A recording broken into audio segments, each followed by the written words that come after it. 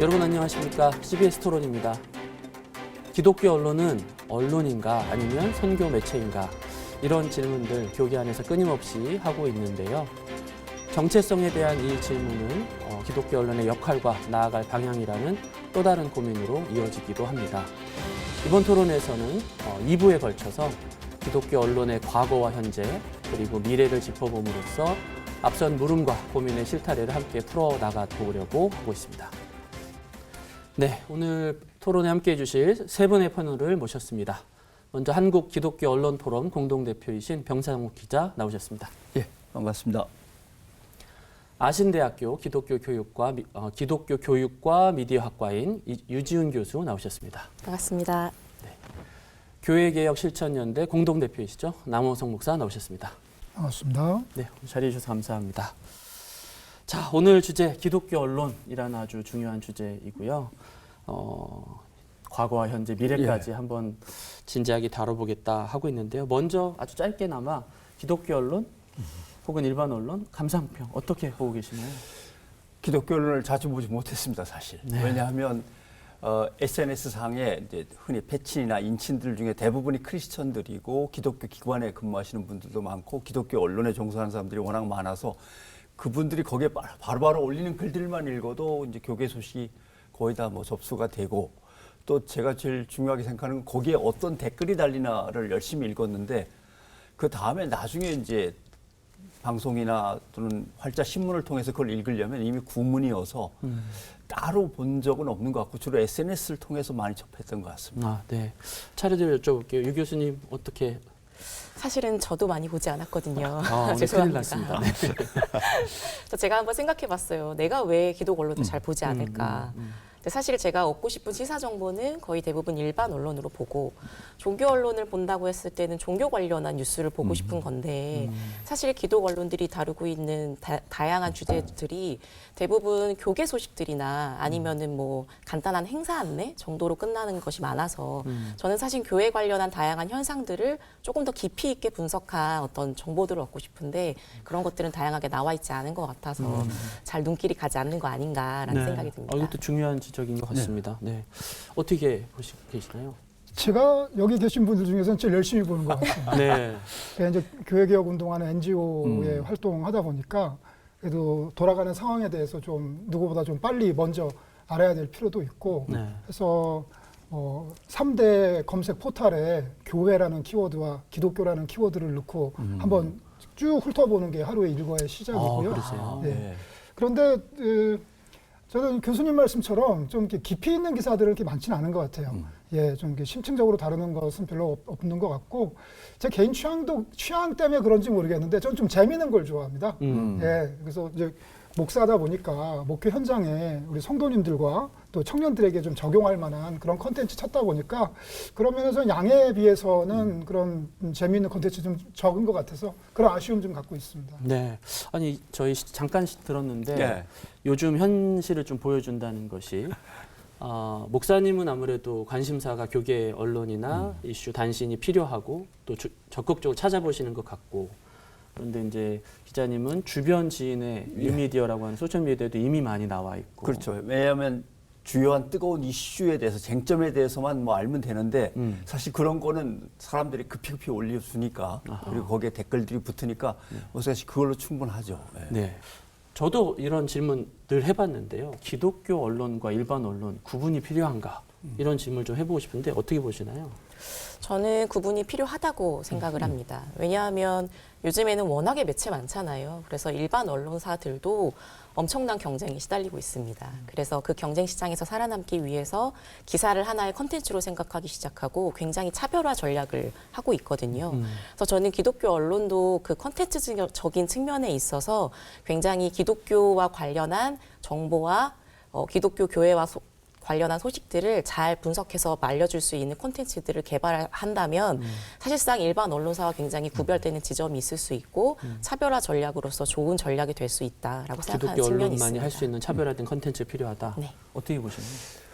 통상 언론이 자유주의 언론이고 민주국가에서 행해지는 언론이라면 특정 이념의 전파에 대해서는 이제 배제하거나 부정적일 수 있는데 이미 기독 언론이라고 세워진 언론사들은 기독교 신앙에 대해서 전파할 의무가 있고 그게 또 하나의 자기들의 책무일 수 있기 때문에 확실히 구분되죠. 그건 마치 신학대와 일반 대학이 틀리듯이 기독교 언론과 일반 언론도 틀릴 수밖에 없고 또 업무를 진행하다 보면은 구분을 할 수밖에 없는 경우도 있습니다. 저희 기독교 언론 포럼 같은 경우 일반 언론에서 교회를 어떻게 제대로 이해하고 바르게 써주나를 이제 신경을 써야 되고 그다음에 교계 언론이 어떻게 교계를 제대로 바로잡아갈 수 있도록 감시 감독 역할을 충분히 하나 이것도 또 지원을 해야 되고 해서 어차피 나눠 보게 되고 나눠서 일을 하게 되죠. 그래서 구별은 말씀하신 대로 필요한 것 같습니다. 설립 목적이나 하고자 하는 메시지는 분명히 구분이 되는데 네. 그 대상이 그럼 구분이 될 필요가 있는가 이렇게 보시면 어떻게 볼 수 있을까요? 대상은 구분이 될 수밖에 없습니다. 왜냐하면 아주 오랜 고민이긴 한데 네.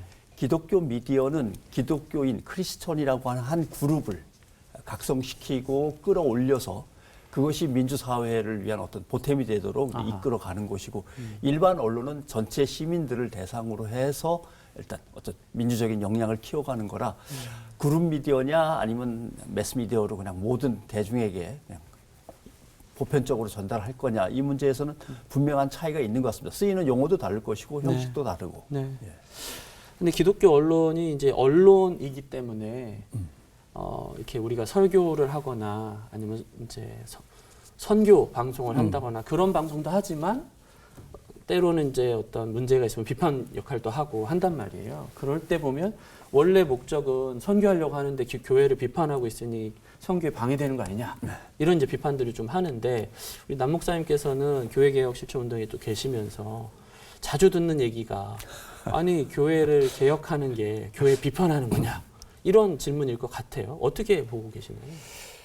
비판의 기능은 언론에게 있어서 필수라고 생각을 합니다.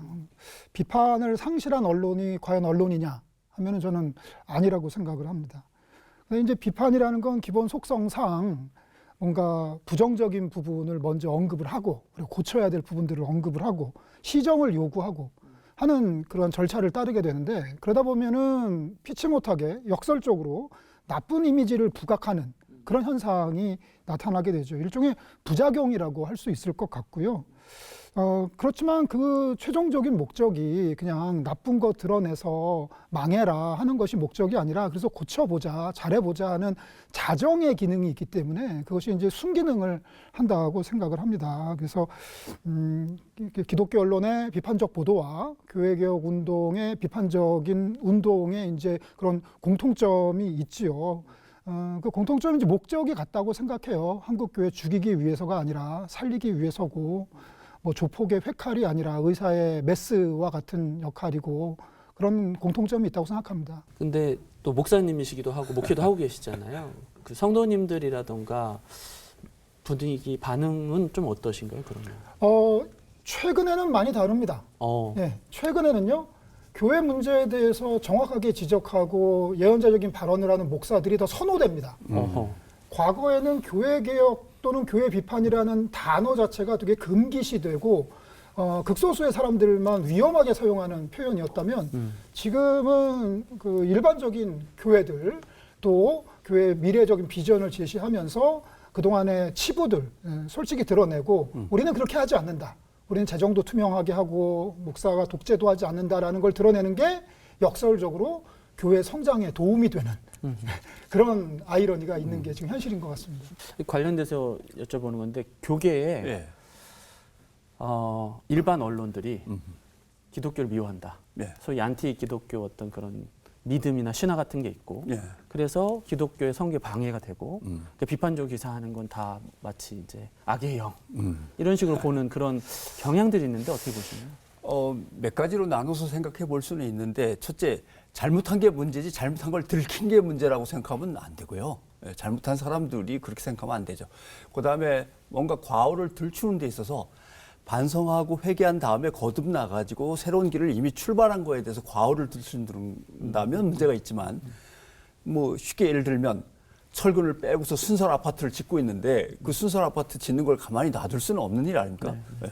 소개가 비었다고 얘기를 할 수밖에 없는 거고 또 하나 이제 시대의 흐름과 관련해서는 이미 다른 SNS나 여러 정보, 온라인 정보망을 통해서 교회가 뭘 잘못했고 무슨 일이 터졌다는 걸 다 아는데 교계 언론만 전달을 안 하고 있으면 뭐 신뢰를 잃고 다들 뭐 교계 언론을 떠나거나 외면할 수밖에 없는 상황인 걸 뻔히 아는데 보도를 안 하고 어떻게든 눈 감아 주시오, 덮읍시다라고 얘기하는 건 무리입니다, 지금으로서는. 오히려 기독교 언론이 더 네. 나서서 그렇죠. 그런 비판 기능을 또 감당해야 하나 된다. 이제 정치적으로 조금만 한 발 더 들어가면 진보적인 정권이 집권을 하면 사회를 뭔가 공평하고 평등을 더 중점을 두면서 기득권과의 또는 소외된 사람과의 불균형을 좀 맞추려고 한단 말이죠. 그러면 언론도 기득권자가 과연 누구였을까를 찾다 보면은 그 스캔할 때 교회가 기득권으로 넘어갑니다. 그래서 특히 김대중 정부 때부터 시작해서 피디수첩, 추적육 10분, 그것이 알고 싶다 등등 해서 방송사의 고발 프로그램들이 기독교를 집중적으로 조명을 했던 것이고 그것은 뭐 아마 지금도 비슷한 흐름일 겁니다. 이제 어떤 보수 정권이 집권했을 때는 왠지 그런 흐름이 좀 약해지죠. 그래서 그것들을 감안해서 움직이기도 할 텐데 그것보다는 교회가 바로 서는 것이 더 급선무죠. 우선순위는 예. 교회가 잘해야 이런 된다. 점도 있는 것 같아요. 네네. 최근에 넷플릭스에서 방송한 종교 관련 다큐멘터리가 사이비 종교 관련된 다큐멘터리가 엄청난 화제를 일으켰잖아요. 아, 네. PD도 그 정도까지는 기대하지 않았다고 하더라고요. 그 얘기는 뭐냐면은 OTT 세계나 SNS 세상에서 소위 그 클릭수 장사, 그 조회수 이게 교회 관련된 것이 이게 조금 높습니다. 왜냐면은 신뢰에 대한 기대가 큰데 그거에 대해서 그게 아니라고 했을 때의 충격, 자극 뭐 이런 게 있기 때문에 오히려 이 클릭 장사에 동원되는 그런 현상도 없진 않은 것 같습니다. 우리 유 교수님은 어떻게 보시나요? 이게 기독교 언론이 선교나 어떤 그런 목적, 좋은 거를 좀 더 많이 얘기해야 되는 게 아니라 기독교의 어떤 부정적인 면들이나 이런 비판적인 기사를 많이 하는 거에 대해서 우려하는 목소리 어떻게 보고 계시나요? 저는 사실 그 우려하는 목소리 때문에 기독 언론이 언론으로서의 기능을 제대로 하지 못한다라고 생각을 하거든요. 저희가 항상 기독 언론에 대해서 이야기할 때 비판 기능과 그리고 선교 기능을 자꾸 이분법적으로 나누어서 생각하는 게 문제라고 생각을 합니다.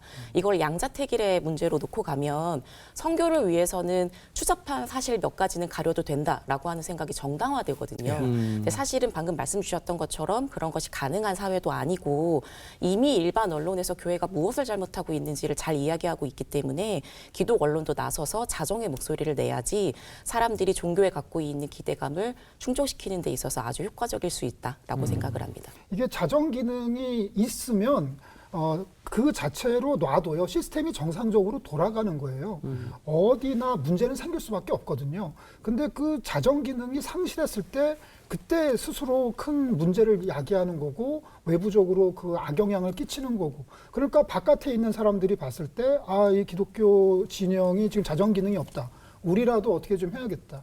사실 종교개혁의 역사를 봐도 일반 세속 권력과의 관계성 속에서 이루어진 면이 있잖아요. 그래서 저는 일반 언론들이 또 이제 믿지 않는 사람들이 기독교인에 대해서 먼저 나서서 비판하고 먼저 경찰한테 체포되어 가고 막 그제서 드러나고 하는 것보다는 미리미리 교회 안에서 자정하고 그런 게 중요하다고 생각하고요.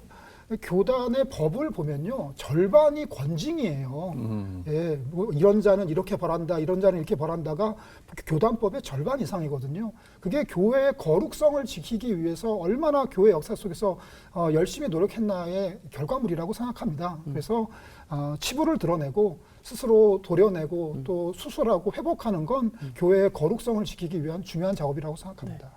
이게 전 여기에는 균형이라고 써 있는데 네. 이게 자정 능력이라든가 사실은 결국 뒤에도 이제 저희 다루겠지만 신뢰 문제랑도 깊이 연관된다라고 생각이 들어요.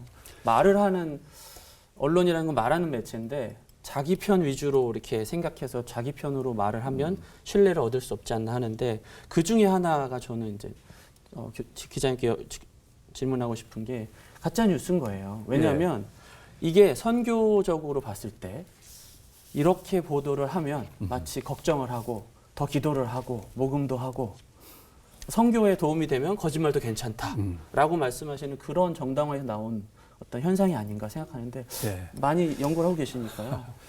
아무튼 기독교권 내에서의 가짜 뉴스라고 하면 몇 가지 특징을 갖죠. 첫째는 기독교가 나름대로 어려움에 처하고 위기를 맞았을 때 여기에서 탈출하는 한 탈출구 내지는 어떤 위기를 벗어나기 위한 우리끼리의 결속을 위해서 똘똘 뭉치면 되지만 똘똘 뭉치는 게 아니라 뭔가 약간 타자화시킨 어떤 상대를 몰아넣고 그걸 악마화시키면서 거기에 대한 어떤 공격성을 갖다가 부추기고 혐오와 배제 쪽을 이제 더 강조하면서 쉽게 결속을 시키는 그걸 노리는 경우도 있고, 그다음에 기독교 내부에서의 어떤 정치 세력, 그게 교권, 그러니까 기독교 내부에서의 권력이든 아니면 바깥에 있는 정치 세력과의 어떤 연계든 간에 이게 정치 세력화의 목적으로 또 가짜 뉴스를 만들기도 하고 그걸 뿌리기도 하고 공유하고 이런 두 가지로 나뉘어지는 것 같고요. 그다음에 이제 여기에 관련해서 왜 이런 일이 벌어지냐를 보면 결국 교회 내에서는 아무런 비판도 허용되지 않기 때문에 너무 무비판에다가 당연히 지성도 약해진 무지성의 교회 풍토가 이제 조성이 됐던 것도 문제고, 그다음에 생산자가 누구이냐, 그다음에 전달자가 누구이냐도 좀 명확하게 연구가 되어서 이것이 교회에서 우리 안에 떠들던 이 얘기들은 누구에 의해 생산돼서 어떻게 잘못 전달되었고 그 결과 어떤 일이 벌어졌다. 이것이 계속 복습이나 학습돼야 된다고 생각하는데 그러한 미디어 리터러시나 뉴스 리터러시의 작업이 전혀 없기 때문에 공유해서 실컷 퍼뜨려 놓고서 지나간 일을 책임지지 않는 이런 일들이 지금 벌어지고 있는 거죠. 그런 부분에서 어떻게 보시나요? 저도 공감하는 부분이 굉장히 많고요. 기독교 같은 경우에는 그 결속을 위해서 예전에는 이제 공산주의라고 하는 외부의 적을 상정했다면 최근에는 동성애나 아니면은 이슬람권 이런 어떤 외부의 적을 상정해 놓고 본인들의 교회 안에서의 내부 결속들을 다지는 어떤 움직임들이 많이 포착되는 것 같습니다. 또한 말씀주셨던 정치 세력화도 저희가 한번 짚고 넘어가야 되는데요. 최근에 이제 윤석열 정부가 들어서기 시작을 하면서 기독교발 가짜 뉴스가 굉장히 좀 주춤한 소강 상태이거든요. 근데 저는 이게 만약에 저희가 이제 정권이 바뀌고 조금 더 진보적인 정당이 들어서게 된다면 다시 한번 활성화되지 않을까라고 예상하는 측면이 아까 있습니다. 말씀하셨던 어떤 권력이 바뀌고 하는 예. 데서 영향을 가질 것이다. 네. 그러니까 결국 한 2년 전에 나돌았던 가장 큰 이제 가짜 뉴스를 든다면, 예를 들면 어느 정당이 기독교가 자기네 편을 잘 안 들어준다고 해서 교회 폐지법을 발의했다. 왜 그 가짜 뉴스 거기에 동의한 60여 명의 국회의원 명단이 쭉 온라인에서 돌았단 말이죠. 그걸 갖다 캡처하는 순간 바로 또 없어졌는데, 없어진 이유는 우리가 먼저 폭로했더니 발의한 걸 갖다가 취소하고 거두어 들였다. 그러니까 결국 뉴스에는 한 번도 나오지도 않았는데 이미 전국에 다 퍼진 뒤죠. 그런 것들이 정파성 어쩐과 연결되어서 가짜 뉴스가 만들어지고 퍼지고, 여기에 이제 교회가 이용당하는 거죠. 교회가 사실은 그런 걸 왜 소비하느냐도 중요한 거잖아요. 말씀하신 대로. 근데 그거를 만들기만 하면 사람들이 좀 보기 때문에 만든다. 이렇게 볼 수도 있는 거 아닌가. 그래서 예전에는 이것을 잘 모르니까 속아서 전파하는 역할을 맡았다라고 했는데 그게 아니라 이제는 교회 내부에서도 정치적으로 완전히 양극화되어 가지고 이걸 수습하기가 어려울 정도로 아무튼 모든 어떤 정치적 양극화가 교회 안에서도 또 양극화를 낳고 그게 점점 심화되는 상황에서 저건 우리 편한테 유리한 뉴스일 것 같아. 그럼 무조건 전파하는 것이고. 어느 정도 지금 이게 공식 기관은 아니지만 나름 사람들 안에 그룹이라든가 조직이 좀 이루어지고 전달 체계가 있다. 이렇게 보시는 건가요? 그게 이제 교회에서 흔히 말하는 단톡방이라든가 또 교회의 특징이 자주 모인다는 거 아닙니까? 네. 그리고 충성도도 강하고 그다음에 신뢰도도 사실 자기들끼리의 정보는 높고 그런 것도 문제가 되었던 것 같고, 또 하나 가짜뉴스와 관련해서는 너무나 많은 이야기들이 쌓여있긴 합니다만은 이걸 우리는 확증 편향이라고 얘기했는데 새로운 연구들은 확증 편향이 아니고 우리 편 편향입니다.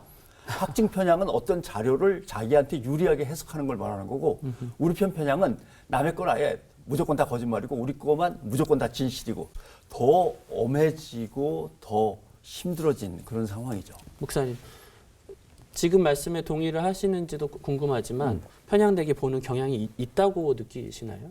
예, 두 분 말씀에 공감하고요. 그런 경향성이 분명히 있다고 봅니다.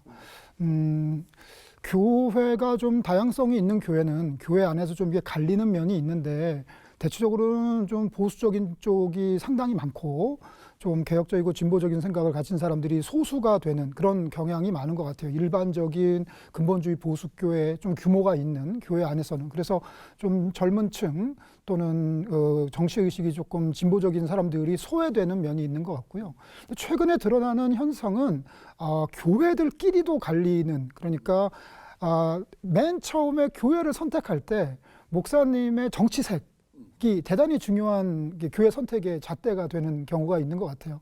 그래서 이제 일반적으로 대체적으로 한국 교회가 보수적인 성향이 강하거나 아니면은 중립을 가장한 보수적인 성향이 강하다 보니까 큰 문제는 안 되지만, 소위 이제 가나안 교인이나 아니면은 코로나 이후에 조금 플로팅 크리스천이라고 좀 떠다니다가 교회에 정착하시려는 분들은 교회를 선택할 때 목사님이 뭐 최근 이태원 사태나 아니면은 정치적인 어떤 입장에 있어서 극우적인 발언을 한다든가 그러면은 그런 교회는 애초에 이제 배제하고 교회를 선택하는 그런 젊은 세대들의 경향성이 좀 있는 것 같습니다. 근데 저는 저희 오늘 토론은 그런 가짜 뉴스들이 이제 소셜 네트워크 상에서 영향력이 있는 건 맞지만, 그런 면들에 대항해서 오히려 기독교 언론이 네. 가짜 뉴스가 아니라 좀 더 팩트에 기반한 공정한 그런 얘기를 할 수 있는 통로여야 하지 않을까, 이런 생각은 좀 드는데요. 그렇게만 해준다면 더 바랄 게 없죠. 왜냐하면 지금의 기독교 언론, 우리가 지금 주요 토론의 대상으로 삼고 있는 기독교 언론은 대개 교단지가 많단 말이죠. 네. 교단지가 공식적으로 뭔가를 갖다가 입장을 내놓으면 사람들이 훨씬 더 신뢰를 보낼 수 있는데, 교단지는 뒤로 빠져서 굳이 정치 색깔을 안 띠린다고 하는 모양새긴 합니다만은 어차피 피해가는 거죠. 그러니까 이거 가짜 뉴스였습니다라고 분명히 얘기도 안 하고, 그다음에 이런 가짜 뉴스 때문에 우리 교회가 이렇게 되고 있습니다. 이것도 분명히 설명을 안 하고, 뭔가 교회의 언론들의 스탠스가 상당히 좀 어정쩡하고. 말씀 주셨던 것처럼 사실은 기독 언론이 가짜 뉴스를 판별해낼 수 있는 능력을 해줄 수만 있다면 가장 좋을 것 같습니다. 근데 현실적으로 너무 안타까운 것은 똑같이 가짜 뉴스를 동일하게 전달하는 매체로서 활용되는 경우도 사실은 적지 않다라고 하는 게 굉장히 안타까운 현실인데요. 대부분 가짜 뉴스를 전달하는 기독 언론들의 어떤 뉴스 행태를 보면 그런 주장을 하시는 분의 이야기를 직접적으로 인용해서, 저널리즘 용어로는 이거를 받아쓰기 저널리즘이라고 하는데요. 우리가 그렇게 얘기한 적은 없지만 저쪽 진영에 있는 사람들의 말을 들어보니 이런 식으로 이야기를 하더라라고 하면서 그 발언에 대한 어떤 직접적인 책임은 계속해서 회피해가면서 뭔가 사람들이 들었을 때 좋을 만한 이야기들을 흘리는 형식이 굉장히 많습니다. 그래서 저는 이 문제에 대해서 기독 언론, 특히나 생산 라인에 있는 이 기자분들이 조금 전문성을 가지고 이 문제에 임해 주셨으면 좋겠다라는 생각이 많이 들고요. 수용자도 마찬가지입니다. 저는 교회가 왜 이렇게 가짜뉴스 문제에 있어서 자유롭지 못하냐라고 했을 때, 교회 안에 팽배해 있는 커뮤니케이션 문화에 대해서 굉장히 문제의식을 많이 가지고 있습니다. 교회 안에서 목회자님에 대한 무조건적인 신뢰, 그리고 그 신뢰감을 바탕으로 한 질문하지 못하는 문화들이 사실은 어떤 정보를 받았을 때 자기 스스로 판단하지 못하고 자기한테 편안한 이야기거나 교회 내부에서 통용되는 이야기를 들으면 무비판적으로 받아들이는 측면이 굉장히 강하거든요. 그래서 교인들부터가 스스로 가짜뉴스 문제에 있어서 교회가 자유롭지 못하다라고 하는 것을 분명하게 인지하시고 리터러시 능력을 함양하는 데 있어서 많은 노력들을 해주셨으면 좋겠습니다. 받아쓰기 저널리즘이 자꾸 횡행하는 이유는 일단 돈이 안 들고 편안해요. 네, 저 사람이 얘기했으니까 그대로 받아 썼는데 그다음에 책임질 일이 없죠. 얘기한 대로 썼으니까. 자기가 뭐 꾸며낸 건 전혀 아니니까. 그래서 결국 언론 입장에서는 누군가가 강한 어조로 또는 자극적으로 얘기를 꺼내면 클릭수도 올라가고 그대로 옮겨 쓰면 작업 시간도, 인력도 모자란데 작업 시간도 단축되고, 그다음에 책임은 전혀 묻지 않아도 되고, 이거와 유사한 형태가 또 하나 있는데 그게 광고입니다. 예, 뭔가 그 신뢰를 담보할 수 없는 기관 단체들이 마구 광고를 뿌리고, 심지어는 이단 사이비 단체도 광고를 교계 언론한테 제시를 할 때 아니면 아니라고 끊어야 되는데, 돈과 뉴스는 별개의 문제라고 항상 그러거든요. 예. 어떨 때는 돈 때문에 뉴스를 갖다가 왜곡도 하지만 어떨 때는 돈과 뉴스는 별개의 문제니까 광고는 영업이고 이쪽은 저널리즘이고, 이런 식으로 얘기하면서 잘못된 가짜 뉴스나 엉터리 주장을 그대로 그냥 전면 광고에 싣거나 5단, 3단 막 실른단 말이죠. 이런 것들도 일반 언론이면 조금은 양해가 되는데, 적어도 기독교 신앙을 기반으로 한 교계 언론에서는 더 이상 통용돼서는 안 되겠다는 생각도 하죠. 외국은 더 그렇지만 가짜뉴스에 대한 저희가 이제 가짜뉴스라는 표현은 일반적으로 쓰는 표현이고 원래 정확한 명은 허위 정보라고 예. 써야 되는 게 맞는데 그거에 대해서 팩트체크 센터라든가 이런 걸 갖고 있는데 기독교 언론은 한국에서 기독교 가짜뉴스 진원지라는 오명도 있는데 여기에 대한 대응이 좀 더 필요한 게 아닌가 이런 생각이 좀 드네요. 네. 전혀 없죠. 전혀 없다고 봐야 되는데 그래서 저는 이제 그런 것들을 이제 기획을 하고는 있습니다. 네. 나중에 다 이제 뭐 좀 도와달라는 요청을 하겠습니다만은 결국 개별적인 교계 언론들마다 팩트 체크를 안 해요. 그러면 거기에 종사하고 있는 기자들이 밖에 나와서 한데 모여가지고 팩트 체크를 해서 내보내는 수밖에 없는 거죠. 네, 그렇죠. 예를 들면 서울대에서 주관하는 SNU 팩트 네, 체크가 그렇죠. 센터가 있다고 하면 교수와 학생들, 대학원생들로만 구성된 게 아니라 현직 기자들이 거기에 몰려가서 해주고 나오면 되는 거니까. 그렇죠. 그래서 결국 이게 왜 이런 얘기를 하냐면 가짜뉴스가 퍼지는 데는 5분밖에 안 걸리거든요. 전국적으로 퍼지는데 5분이면 충분하거든요. 그러나 해명 다 하고 나서 그걸 바로 잡으려면 잡혀지질 않습니다. 그러니까 빠른 속도로 판단하고 분석해서 내놔야 되는데 그러려면 어딘가에 공신력 있는 팩트체크 센터가 있고 거기에 다 같이 기독교 기관에서도 참여해주고 맞습니다. 신학자들도 참여해주시고 기자들도 참여하고 해서 뭐 매일이면 더 좋지만 하루 걸러라도 팩트체크가 계속 나가야지 특히 정치적으로 이렇게 양극화된 사회에서는 자칫 잘못하면 교회는 교회대로 정치는 정치대로 민주주의는 민주주의대로 크게 손상될 거다 생각을 하죠. 네, 목사님께 좀 여쭤봐야 될 것 같은데 그런 시각에 대해서 어떻게 하면 좀 뭐라 그럴까요? 우리 스스로 조금 더 가짜뉴스에 취약하지 않고 좀 더 공신력 있는 언론 문화를 만들 수 있을까 좀 말씀 부탁드린다면요. 어려운 질문이고요. 지금 하나 큰 믿음은 거짓은 영원할 수 없다는 믿음은 있는 것 같아요. 가짜 뉴스 하나가 튀어나와서 큰 이슈를 일으키고 사람들에게 강인한 인상을 주고 그리고 그냥 흘러가 버리고 또 그 가짜 뉴스가 옛날에 있었나 하고 기억도 못하는 이런 식으로 그냥 휙휙 지나가 버리는 화살처럼 가짜 뉴스가 날아다니는 것 같아요. 그렇지만 이제 하나 확실한 건 이제 진실은 반드시 드러나게 돼 있죠. 진실은 침몰하지 않고요. 예를 들어서 한번 생각해 보면요. 지금은 이제 합법화됐는데 이 종교인 납세 이게 지금은 아예 정착이 돼가지고 저도 이제 5월경 되면은 다 이제 소득세 그걸 해야 되는데 그 전에 생각해 보시면요. 이거 갖고 왈가왈부가 심했습니다. 그러면서 종교인 납세하면 교회 무너진다. 이거 기독교를 파괴하려는 공작이다. 뭐 가짜뉴스들이 쏟아졌는데 지금 종교인 납세 때문에 교회가 무너졌나요? 아닙니다. 전혀 관계 없고요. 그리고 아까 반이슬람 정서 말씀하셨지만 물론 지금도 반이슬람 정서 때문에 적지 않은 사고들이 벌어지고 있어요. 그렇지만 이거 상당히 이슈 지금 뒤로 물러났습니다.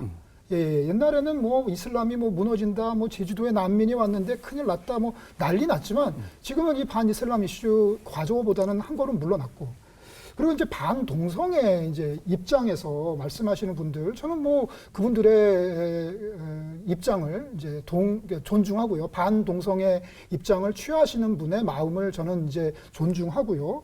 하지만 그 근거한 내용, 제시한 내용들이 근거로 제시한 내용들이 사설로부터 어긋나 있다는 것은 시간이 좀 지나서 제정신 차리고 살펴보면은 그거는 이제 사실이 드러난다고 생각을 합니다. 그래서 저는 공신력 있는 교계 언론일수록 그런 가짜 뉴스에 휘말리기보다는 좀 정신 차리고 그것이 사실과 다르다라는 것을 이제 용기 있게 드러내는 그런 예언자적인 자세 필요하다고 봅니다. 뭔가 제대로 된 토론을 하려면 저는 이제 언론이 물론 이제 지금 이제 어떤 보는 성도분들이 더 이걸 적극적으로 읽고 해석해야 된다는 말을 나누긴 했지만 언론이 그런 거에 대해서 충분한 얘기를 할 수 있는 소통의 장소가 되고 있느냐 이런 질문도 중요한 것 같은데 예를 들면 그런 거 어떻게 보시나요? 이제 목회자들이 이제는 자발적으로 헌금들을 다 하신단 말입니다. 그러면 이제 교계 언론에서는 목사님들이 자발적으로 헌금하는 정도가 몇 퍼센트에서 몇 퍼센트로 늘었다든가 계속 추적을 하면서 한국 사회에 이해를 시켜야 되거든요. 그럼 지금도 한국 사회는 목사님들은 세금 하나도 안 내는 걸로 돼 있단 말이죠. 아하. 교회는 모든 면세 특혜는 다 받고 아무것도 안 하는 걸로 돼 있고. 그러니까 이걸 오해를 바로잡으려면 교계 언론이 먼저 나서서 취재하고 정확한 데이터를 내놓고 사회를 이해시켜야 되는데 목사님들이 이제 세금 내는 걸 상당히 꺼려하시는 분들도 계시고 교단 내에서 입장을 확실하게 정해서 다 같이 냅시다라고 한 것도 아니니까 교단 언론들은 슬그머니 뒤로 빠져갖고 이것 자체를 언급 안 하는 거죠. 언급해봤자 한쪽에서는 뭐 잘했어, 한쪽에서는 그 쓸데없는 세금 얘기를 왜 또 꺼내서 이럴 수도 있으니까 그러니까 다들 뒤로 피해가니까 한국교회가 실제적으로 건강한 발전을 하는 데는 오히려 뭐 그렇게 도움이 되지 않습니다. 이런 문제도 있고. 그 뉴스거리나 의제 설정을 하는 데 있어서 뭘 중점적으로 해야 된다고 그런 보시는 건가요? 글쎄요. 일단은 엄청나게 많은 문제들이 있는데 제일 중요한 것은 기본적으로는 생명과 인권, 그다음에 평화 이런 가치들을 중심으로 해서 이제 이야기가 꾸며져야 될 것 같거든요. 그러니까 목사님들의 설교도 정치 얘기는 안 하셨으면 좋겠어요. 그 대신 기독교가 지켜야 할 가치에 대해서는 좀 강조를 많이 하셨으면 좋겠고 언론도 똑같습니다. 예를 들면 교단 정치 또는 뭐 현실 정치에 대해서 꼭 얘기하라는 게 아니라 무엇이 기독교 신앙에 입각해서 잘못 가고 있는 정책이라든가 잘못된 방향이라든가 이렇게 기독교적으로 우리가 지켜내야 할 가치에 대해서 이제 좀 강조를 많이 했으면 좋겠는데 네. 그렇게 따지면 뭐 생명이든 인권이든 평화든 기후 위기든 많은 것들을 우리가 생각할 수 있고 그 다음에 다시 또 낮고 좀 어두운 곳 또는 차가운 곳에 있는 분들을 위해서 또 시선을 집중해야 되는 것도 있고 그것들은 뭐 찾으면은 할 일은 많습니다. 네, 기독교 언론에 대한 여러 가지 이야기를 나눠봤는데요. 아쉽지만 1부는 여기서 마무리하고요. 못다한 이야기는 2부에서 이어가도록 하겠습니다. 오늘 토론은 여기서 마치겠습니다. 시청해 주셔서 고맙습니다.